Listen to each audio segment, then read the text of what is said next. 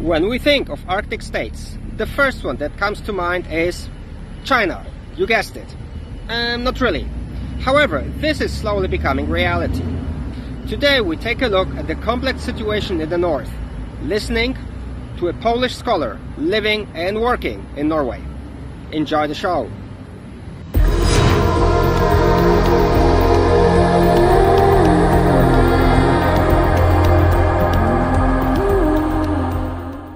Monika Gabriela Bartoszewicz, Associate Professor, Expert in Security Studies, the Arctic University of Norway.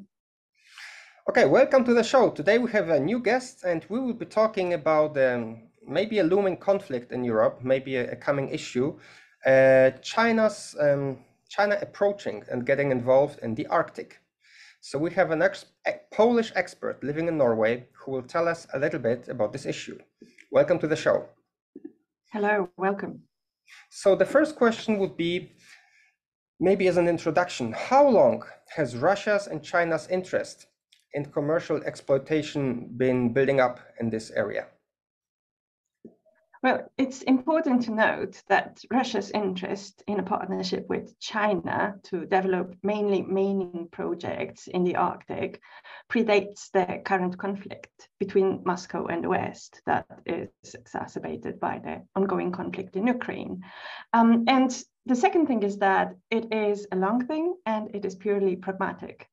When you look at the development of the Yamal LNG project or the Arctic LNG project, this indicates to us that China has been and also will remain for the foreseeable future Russia's main foreign partner in the High North. And these mega projects have mainly Asian stakeholders, not only from China, but also from Japan. That still is involved. When you look at Sakhalin-1 and Sakhalin-2, these projects serve not only China, but also East Asian markets. So you can see two tendencies here. The first one is obviously the partnership, as I said, purely pragmatic one between China and Russia. And the other one is Russia's initiative to diversify a bit in terms of who will receive the natural gas. However, they are also very open about the fact that what used to go through Nord Stream and was meant to go through Nord Stream 2 is now going to be diverted east. So the eastward direction is a direction for the foreseeable future.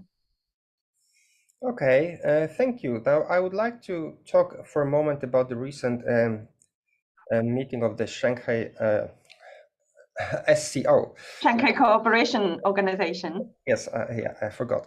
As we know, Putin met Xi, and I think it was actually introduced as a meeting of two allies and partners.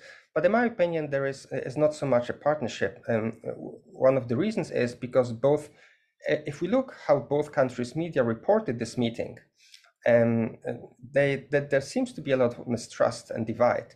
The domestic media reports presented tailored content, like Russia and China's, the pictures, the discussions and readouts, they differ substantially from each other. So we actually don't know which one is true. And my point here is that their cooperation is superficial, mainly because in CCP's opinion, Russia failed twice. First, the collapse of the Soviet Union, exactly what the CCP wants to avoid. And second, a failure with Ukraine, again, what the CCP wants to avoid with Taiwan. So actually, it seems to me like they probably look down on Putin. So my question now, do you agree that there is a deep and unofficial distrust between China and Russia? I really wouldn't like to speculate. We don't have enough empirical data to say unequivocally that this is the case. What I can say are two things. The first one is that both China and Russia are real political players. They are realists through and through. And political realism in international relations means, in the first place, that there is absolutely nothing but interests. So your policy is interest-driven. It is in the interest of both China and Russia to cooperate together, and this interest is further reinforced by geopolitical realignment, which means that they are further pushed into cooperation, willing or not. The second thing is that we tend in the West to think according to double standards. So we look at how Xi looks at Putin or how Putin looks at Xi, and then we extrapolate on the basis of our feelings. But if we apply the same very standards to our Western partnership, we could actually come up with similar issues. Is there deep and mutual love between France and Germany, or Germany and Italy for that matter? Are we unified and loving family in the West? We are not exactly. There are two blocs that cooperate each other on the basis of enmity, and this is a feature that will prevail in the international system. So we need to be very careful about how and whether we can work or formulate policy analysis on the basis of our perception of trust or lack of thereof, because we really don't know how it really works. I would say none of them trust each other. Neither China trusts Russia, nor Russia trusts China. I would say both players, being realists, will do everything to outplay one another and backstab possibly, but only when the benefits of something like this will outweigh the costs. For now, the costs are too high. Why? Because they do have an interest in common. And this interest is not Ukraine or Taiwan. This interest, as we know, because it's been said very blatantly, both by Putin and by the Chinese official, is to change the system in the world, to remove dollar-based American hegemony and replace it with a multipolar order. And this is something that both countries will strive towards. And they can do this mutually distrusting one another. Now, obviously, we don't know where it will go. But again, my main point is here, we can't be saying they don't trust each other and therefore it's not going to work. There is deep distrust also in the West, and yet we know we are in the same kind of basket and we can't leave it because at the moment there are simply no other alternatives. Okay, so since they cooperate and they have also some commercial enterprises together with regards to Arctic, like they're building ships, and so when now that the war, I can imagine affected Russia's plans. So do you think it would also affect somehow China's involvement, maybe slow down, or they would postpone some initiatives? Well, there is a question of whether or not the war affected Russia's plan. I see the Russian attack on Ukraine only as a precursor to a much larger geopolitical overture. From this perspective, Ukraine becomes merely a geopolitical proxy, a diversion that both distracts on the one hand, and then on the other aims to create a situation that will effectively prevent the US, NATO, and the Western Bloc from reacting to Russian activity in the Arctic Circle. And this activity includes both land grabbing and military expansion. President Putin very recently announced that Russia will soon become a great maritime power and will expand its presence in the world. This is the new naval doctrine of the Russian Federation. And Putin specifically spoke of, quote unquote, diversification and intensification of maritime activities in the Svalbard archipelago and Franz Josef Land and Novaya Zemlya and Wrangel Island. These are all lands up in high north. So these are all Arctic territories. Spitsbergen, for instance, is seen by Russia as a geostrategic bottleneck, and Russia's most important and northernmost military base, Nagurskoye Air Base, is only 260 kilometers from Svalbard. So in this sense, especially if we look at the geostrategic behavior of Russia in recent years, starting, let's say, from 2007, there has not been a change at all. On the contrary, it's only intensification of what Russia has planned back then. And it's all obviously connected with, in the first place, strategic resources, mostly oil and gas, and then secondly, strategic location of Arctic. And this is the same for China, because China refers to Arctic as the new strategic frontier. Yeah. So both states do know precisely how important this part of the world is. And then you also mentioned they would like to remove dollar from being the global currency. So there is a lot they want to achieve, right?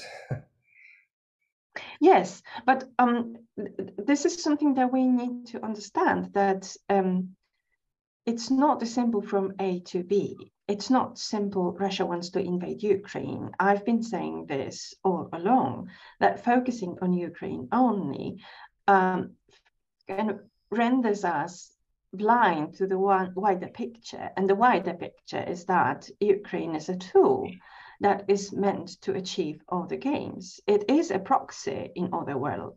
So if we look at Ukraine as a proxy, it changes our geopolitical perspective, because we see that the main prize is much bigger than Donetsk or Luhansk, for that matter. Yeah, you could say the same with China and Taiwan, that it's just a first step towards Asian expansion. The next might be Japan and then other places. So it's not really, Taiwan is not a prize in itself. It's just the first step. It's also not the question of territorial acquisition. The main question is realignment of the hegemonic system in the world. And to do this, both states need certain things, and those things can be achieved through expansion in the Arctic. Arctic offers, in the first place, excellent trading route. For China, this is definitely one of the main reasons of interest. So China has been present in the Arctic since 2003. This is the year that they established their base in Svalbard. But since 2013, China has an observer status on the Arctic Council. It might seem nothing, because on the one hand, Poland also has an observer status in this council, but on the other hand, the Chinese have been intensifying their presence in the Arctic at an unprecedented pace. And this led the British Admiral Sir Ben Key to say recently that if we focus only on the Russian bear, this threatens us to overlook the tiger in the room. Now, when he says the tiger, it's obvious that he means China. And Chinese are particularly interested in the Dalian-Rotterdam route, which crosses the Arctic. And this is something that the Chinese refer to as the Arctic Polar Silk Road. So this Polar Silk Road is a very convenient way for them to bypass the territorial waters. And it's also very attractive due to melting ice, because it makes it easier both for the Chinese People's Liberation Army Navy and for the Russians to move their warships, to move their submarines, but also to move their tankers through there. And it's very important, because in a joint statement issued just weeks before the Russian invasion in Ukraine, both sides pledged to strengthen cooperation on development and exploitation of the Arctic routes. So if you look at the map, and please, I do encourage you to open the maps now if you can, you will see that this Arctic Polar Silk Road offers a shipping link with Europe that bypasses territorial waters and the bottlenecks through South China Sea, Strait of Malacca, the Suez Canal. And from Chinese perspective, particularly, these are potential bottlenecks and security challenges, because these are the points that the Chinese potentially could be denied access. So going through Arctic solves this problem. Okay, good. I have one more question, which is if we treat the, let's say, NATO countries, and then now we have 2 new members, but let's say, are there any substantial differences with regard to Russia and China, let's say, between the Scandinavian countries or NATO members and the, let's say, Western or mainland European or further away US? Are there any substantial differences how to approach, and maybe how to solve the problem between the countries who are right there in the north and us others who are maybe a bit further away? Well, the United States decided just to send their B-1 bombers, these are the nuclear bombers, to Ireland Air Force Base. And this was the part of first ever this type of force in Norway. That happened last year. The American F-35 aircraft arrived to the airbase in Evenes in January this year. So this, again, if you look carefully on that, it happened before the invasion. So it is obvious that the great powers see very clearly that something is happening because these moves predate the invasion. It's very telling because as early as March 2022, these aircraft took off to meet Russian naval reconnaissance planes that flew at that point much further south to the so-called Greenland-Iceland-UK gap, further than usual. So it's obvious that NATO see the increasing risk of a military clash through this gateway, through this gap, and further into the Arctic. And the conflict in the Arctic worries everyone. Now, the Greenland, Iceland, UK gap was one of the most heavily defended areas during the World War II. And today, again, there's military strategies, they are looking at this area and they are looking at those Arctic islands and consider in which way these areas can provide Russia with strategic, decisive foothold. Now, it got to the point that really the Vice Admiral of the American Navy, James Fogo III, called the developments in the Arctic something that he called Fourth Battle of the Atlantic already in 2016, which indicates us how serious things have become. And the United States also is preparing its soldiers to possible conflict in the high north. They have the Portable Energy for Lasting Effect project, which is a project that is meant to take miniature nuclear reactors to the cold places to provide stable baseload energy there, which is one of the main challenges. But they also have training courses for their soldiers. It's called BLAST training, Barren Land Arctic Survival training, because they understand well how difficult this theater of operation is. And it's kind of a revival of the Cold War projects that took place in Greenland in the 60s. You can check projects such as Ice Worm project or something that is called Camp Sentry in Greenland. So again, the history of involvement there is huge and increasing. And you mentioned NATO enlargement. This is also of significance, obviously. However, I wanted to point out that NATO has not been enlarged yet. We are still waiting for this final signature that might or might not be coming. So it's still kind of with a question mark. However, definitely NATO enlargement will be a decisive thing because it will change the balance of powers from 5 to 7 members of NATO will be in the Arctic, which can mean that accession of Finland and Sweden to the alliance would really, really send a very strong signal to Moscow.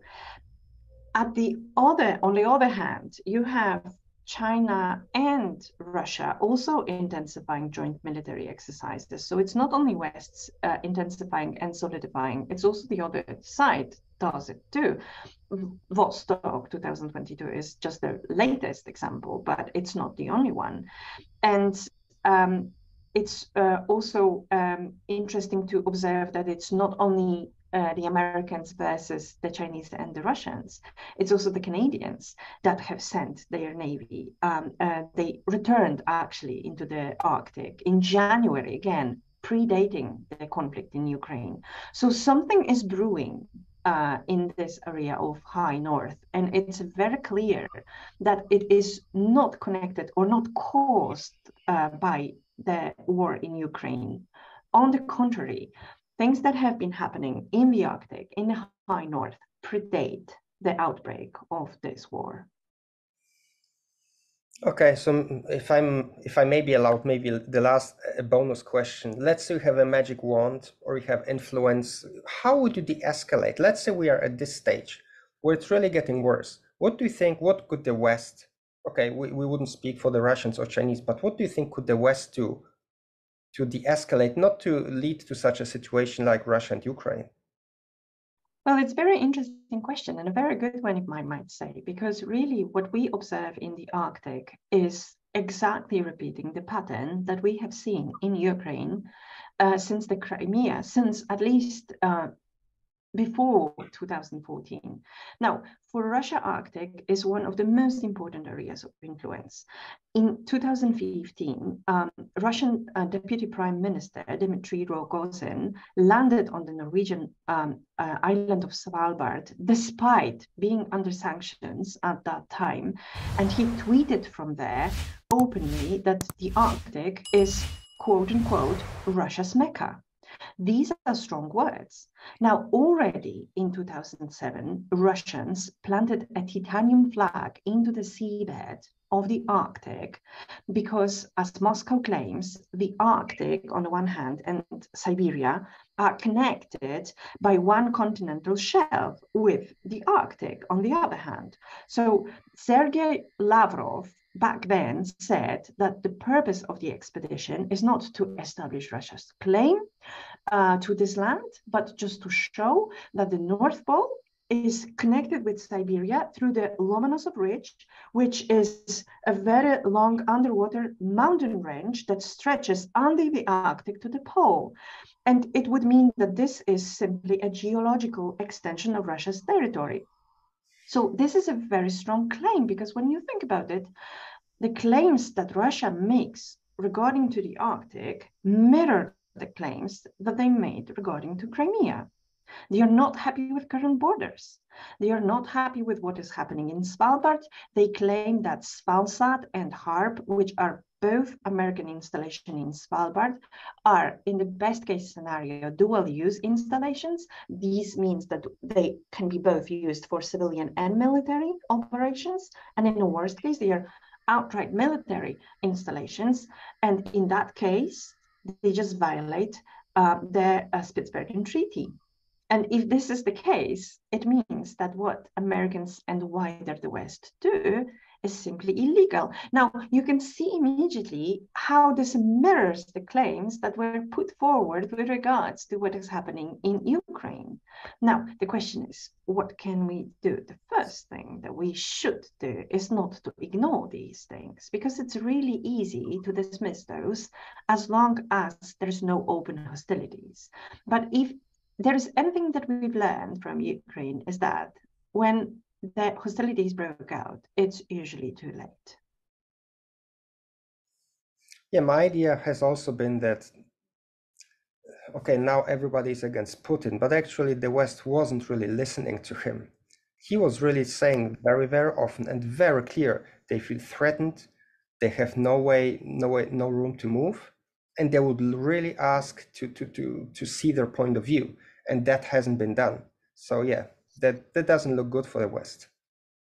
Exactly, and in this vein, when you look at the NATO expansion into the Arctic, it really again repeats the pattern from NATO expansion on the eastern flank, which again might force Russians to put forward the same type of arguments as they put before. Does it mean that we need to appease? No, but we need to learn that current strategies are simply not working, or in the best case scenario, they are counter-effective to what we hope to achieve. So they escalate instead of diffusing the tensions. Okay, thank you very much for your time. It was really a pleasure. Thank you very much. Thank you very much. Pleasure to be here. Thank you for watching the video. If you want more, like it. Please let me know in the comments who should I talk to next time. And if you didn't like it, share it.